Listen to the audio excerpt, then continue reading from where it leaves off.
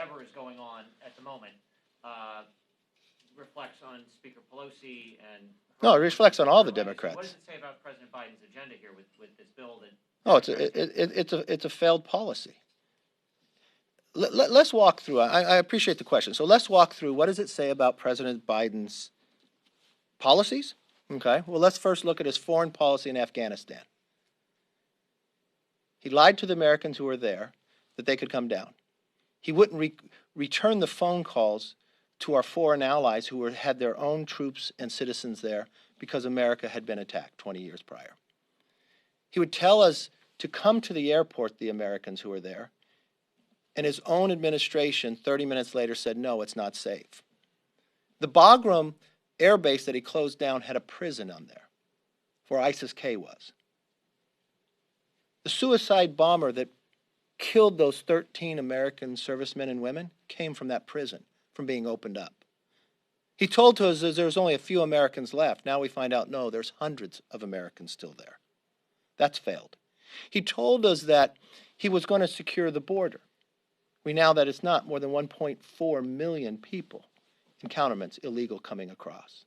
He told us when the public finally was able to see the hundreds of people sitting underneath a highway that he was going to send them back. We found that he lied to the American in the dead of night, would ship people around the country. Not one of them being tested for COVID in a time that he's asking the rest of Americans. He says in his policies as well that if you're here and you're illegally, that you cannot, law enforcement cannot come and arrest you in certain places inside America. But Americans can still be arrested in those places. He told us that Americans cannot have a pipeline that would produce 1 million jobs and environmentally sound to be able to move our gas and our oil in a more environmentally friendly way down to be produced in Texas. He lied to and broke a treaty with Canada, and it also hurt Mexico within our region, but it hurt American jobs. But he allowed Putin to produce a new pipeline inside Europe, which Putin is now using it for the exact same reason, to have influence inside Europe and building troops along the Ukraine border. He now asks, as gasoline prices rise to a level they haven't in 7 years, that he writes a letter to OPEC to produce more, but tells the producers in America they can't because he shuts them off of federal land.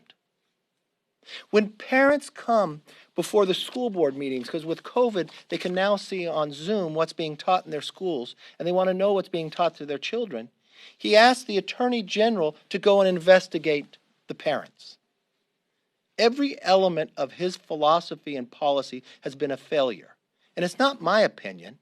It's the opinion of the millions of people who just voted last Tuesday to send him a very clear message. But Nancy Pelosi and President Biden are tied together because 2 times he's come down to these chambers and asked people to vote for those failed policies. He has his members who work for him in the administration down here trying to influence. He has his administration, his cabinet members calling, trying to influence Democrats to vote for it, even though they don't have a score on what it costs or what it would do to this country. So yes, I have a long opinion, but it's not just my opinion. And it's not just in America, it's around the world. So we're trying to change the course. We're trying to build back that America could actually have jobs in America and not put a tax code that punishes people. You know, if they are successful in this, just their global minimum tax will make it more competitive to move your business overseas. When we were able to change the tax code last time, you had no inversions. You had people moving their businesses from overseas here. I remember I was in a school one day and I was talking about the competitiveness of America and how it's been more competitive by other countries when we were trying to do our tax code. And this one student raised his hand and he said, "How did America fall behind?" And I asked him if he played any sports, and he said he was a swimmer. I said, well, let me give you an analogy based upon swimming. Picture America after World War II, and we're at a swim meet competing with every other country. We jump in the pool, not only do we win, we dry off before second and third arrives. Well, when the next year comes, we think a lot of countries got damaged more than we did during World War II. So we should probably raise the taxes on America or provide greater foreign aid, put a weight belt on about 5 pounds. And every year we add another weight belt. To pretty soon, we got a 50-pound weight belt on. And you know what? We no longer win. And the rest of the world looks around and says, why don't you swim like you used to? What we really have to do is remove the weight belt.